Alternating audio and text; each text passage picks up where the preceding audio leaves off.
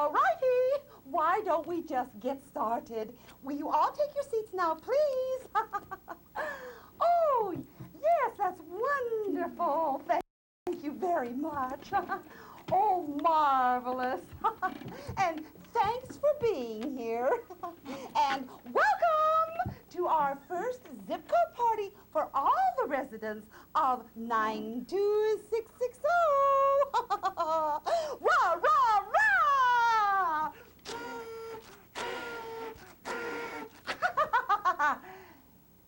Yes, well, oh, it's good to see you all here with an open mind to consider other forms of commuting. I can just feel your enthusiasm. I just know this is going to be a lot of fun. Okay, well, why don't I just turn things over to our division's rideshare administrator, who will fill us in on all the details. Tom? Good luck. Listen, something tells me the old razzle-dazzle isn't going to work here, so let me get to the point. I know that many of you could care less about ride-sharing. In fact, you may be a little put off that you're being asked to do this when you'd rather drive to work alone. But let me show you at least one reason why we all may be sharing our commute, and soon. Good old Southern California air. The smog in this area is without a doubt the worst in the country. Now, the local agency that deals with this problem is called the South Coast Air Quality Management District, or AQMD. They've developed the most extensive air pollution control program in the nation. And since about 1975, air quality has been improving. But our situation was so tough to begin with that we've got much further to go before we meet the federal and state health standards. Now, by the way, only 40% of our smog comes from fixed sources, like factories or refineries. A full 60% of all the pollution we breathe comes from mobile vehicles. So a couple of years ago, the AQMD was given the power to implement some transportation controls. And the big one that affects us is called Regulation 15. Now, Regulation 15 says that any business with over 100 employees has to reduce by about 1/3 the number of employees who drive to work alone.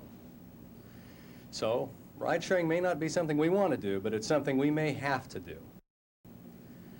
And you know, from my own experience, it's really not that difficult to arrange. The first step is the hardest, introducing yourself to neighbors who also work near you, comparing your schedules, and making the commitment to make that first trip together. But you'll find there are a lot of people out there.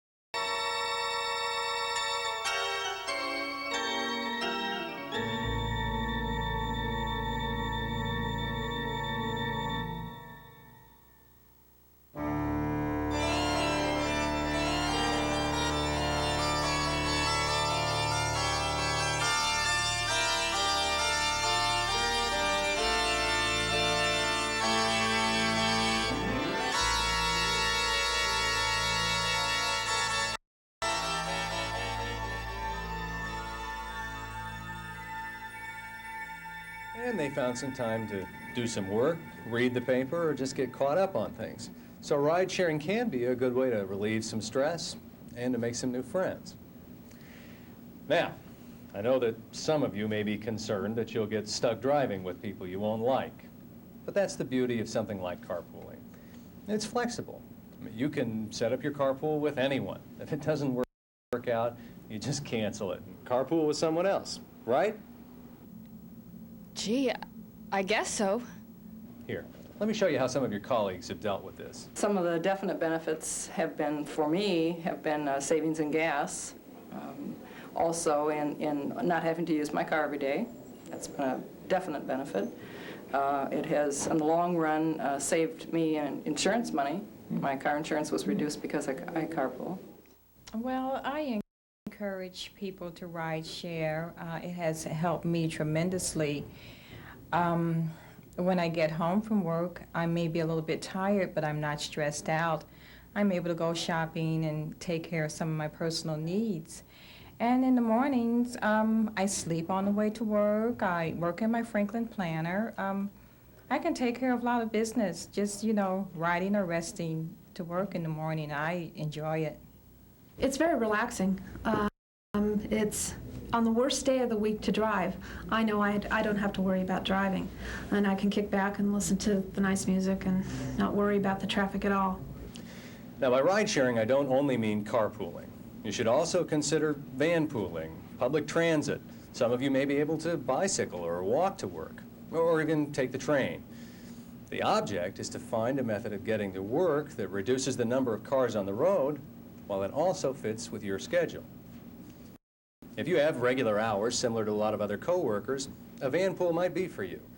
If you need more flexibility, carpooling may work.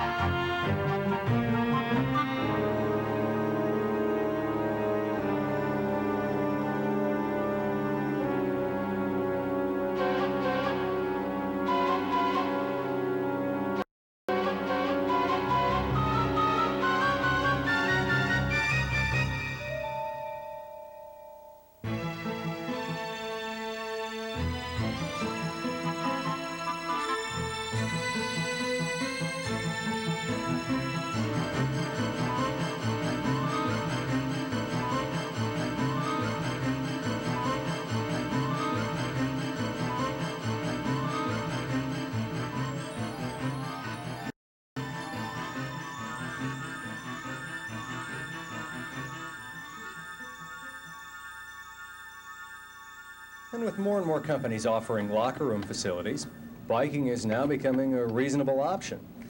The point is that there are many methods of commuting that offer a great deal of flexibility.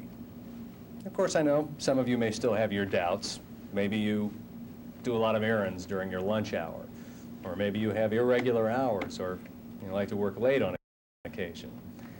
That doesn't have to be a problem. Keep in mind, you don't have to ride share every day to do some good. Don't you think you could find at least one day a week to share your commute? Well, yeah, I guess. You see, there are ways to plan a shared commute so it fits in even the most awkward schedule. So far, in any inquiries I've received from people wanting to join a van pool or carpool, they've asked what my hours are. And then they've turned around and said to me, well, I'll check with my management. I know in my case, management has been very flexible, trying to go out of their way, per se, to adjust my work schedule to fit the van pools and the commuter services. Right. My wife was homesick, and I needed to get an emergency ride home. The option was given to me, a taxi voucher or a company car. Being that I was returning to work the next day, they opted for the company car.